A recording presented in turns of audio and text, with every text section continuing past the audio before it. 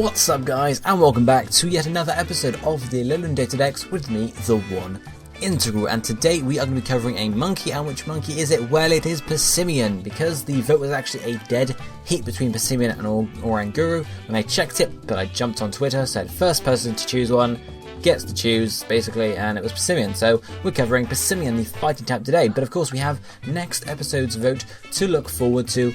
And what Pokemon are we going to be covering then? Well, of course we are going to be covering our first legendary, first legendary from the Alolan region. Now, because Ultra Beasts are being allowed in at least VGC, I'm not sure about OU, whether they're being an OU or whatever, but we are going to be covering some legendaries every now and again, and the first choice is between basically UB02. We have Buzzwole and we have Pheromosa. So which one do you want to see covered in episode 10 or episode 110 of the DataDex? Do you want to see Buzzwole, the bug fighting, or Pheromosa, the bug fighting? So it's whether we want to see the sun version or the moon version. They do different things, so it's very interesting actually. Pheromosa is actually quite powerful, so I'm looking forward to hopefully covering that one. But of course you guys can choose Buzzwole if you want. Let me know down below by a comment saying Buzzwole or Pheromosa now, and we'll see which one wins basically. So let's jump into Passimian though and have a look at it. Well, it's number 766 in the National Pokédex. As I mentioned, it's a pure fighting type and is the teamwork Pokemon. It stands at 6 foot 7 inches, or it's probably its length including its tail, or 2 meters, and weighs 182.5 pounds or 82.8 kilograms. Breeding wise, it's in the field egg group, and the male female split is simply 50-50. And evolution wise, of course, we know it doesn't have an evolution, doesn't evolve from or into anything. And if you weren't aware, it's only available in Pokemon Sun. Base stat wise though, if we take a quick look at it, we have 120 in health, in attack rather. It's quite a bulky attack, and then it has decent bulk as well, which is 100 health points, and then defense at 90, and then even further down speed at 80, and then special attack at 40, which we wouldn't use, and then special defense at 60. So it's actually surprisingly good. We have a nice high attack stat, we have a nice decently high defense stat, as well as a good health point stat. So it could either be all out offensive, or it could be bulky, and that's the two sets we're going to look at later on. Ability wise, however, though, we have two here. Only one is available there, and that's Receiver, which means it copies the ability of a defeated ally, which isn't any good at all for OU, but for VGC it can be used in some interesting ways, I suppose. Hidden ability there would be arguably better, at least for one-on-one battles. That's Defiance, which would boost its attack stat whenever one of its stats are lowered. So, for example, if it switched in on Sticky Web, it would get slowed, and it would get a nice attack boost from that. But of course it's not available yet, since you can actually chain Passimian using SOS battles, because it calls Trumbeak. So maybe it will get released as an event later on in the future, or there'll be another way to get it in the future game, but for the moment it's Receiver only. I do mention Defiant in the sets later on though, but you'll just have to, if it's not available at the time you're watching this video, you have to use Receiver instead. Moving on though, we have a look at its pure fighting type. Pure fighting is nothing special. It resists free and it's weak to free, rock, bug, dark, and flying, psychic, fairy respectively, taking neutral from all the other types. It's not an amazing typing in terms of defense, but it's not bad, it's not good either. It's a basic type. Moves though, it actually gets a pretty good moveset. The first is going to be level 32, we have Bulk Up. Of course you could teach us by TM as well, which increases his attack and his or her attack or defense when used, so that actually plays to both of their strengths, high attack, high defense, pretty good there.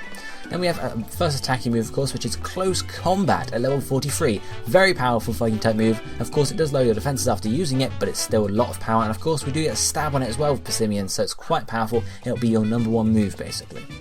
Then we're on to the TMs, the first being TM26 Earthquake. It does get it, which is pretty damn cool. 100 base power. General move you see in competitive quite a lot, so not much more to say about it there.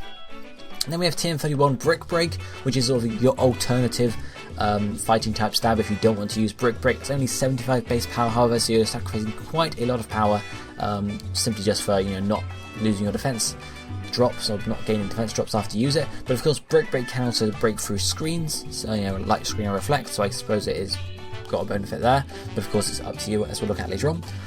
Then we have TM80 Rock Slide. It's a rock type move, obviously. It's a nice coverage move again, only 75 base power, but it's still good coverage for you, and 90% accuracy, which is a pretty good sort of payoff. Then we have TM89 U-Turn, generic move you see in a lot of physical attackers, help us pivot a lot, pretty standard, to be honest, most Pokemon. You can easily U-Turn to do some damage and, get out of the way if you need to very quickly. Then we have one last TM, that's TM90 Substitute. This can be combined with Bulk Up, for example, so you can bulk up, get your defense nice and high, and then hide behind a Substitute, combine it with Left Eels or something, and get a nice set going. But that's, again, up to you. Then one final move, which is an egg move, and that is Iron Head. Nice powerful Iron Head. I suppose that's thanks to the what you would call coconut or something similar on top of its head, nice and hard. So Iron Head is only 8 space power, but it's a steel move, so again it's good coverage for you, especially against fairy types, which of course you are weak to. So it's pretty good coverage there.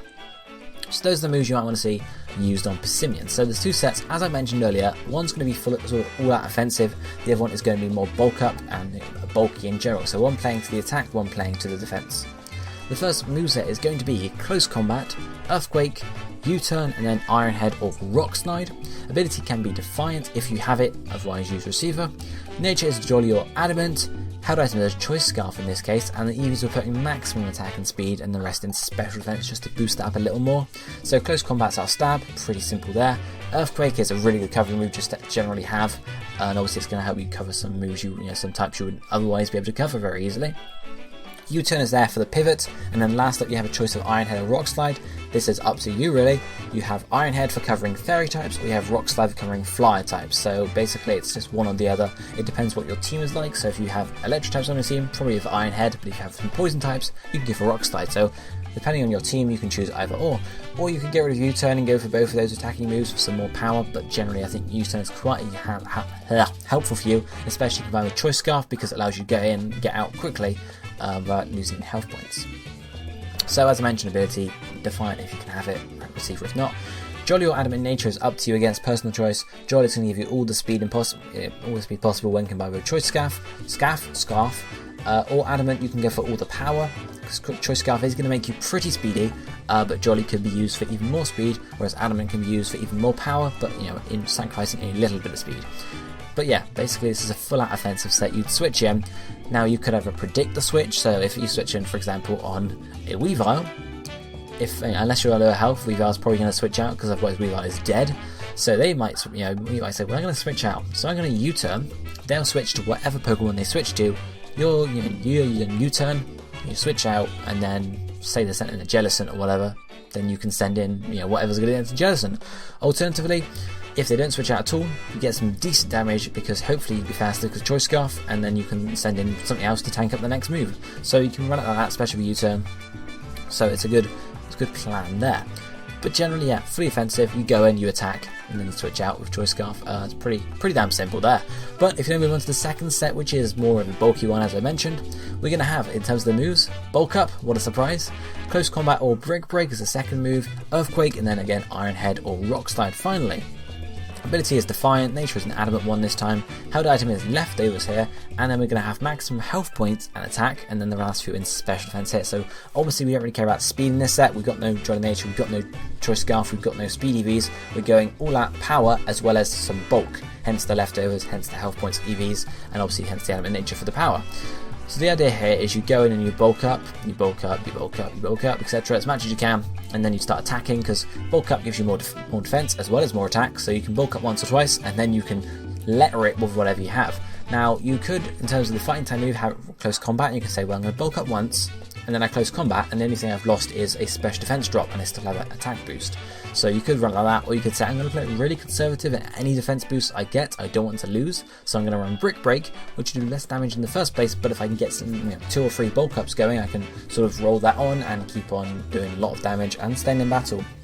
Because obviously the higher your defense, the less damage you'll take from physical attackers, and then your leftovers will sort of nullify that damage. If of course there's a special attacker there, you might want to switch out, because of course that's going to completely counter this, I suppose.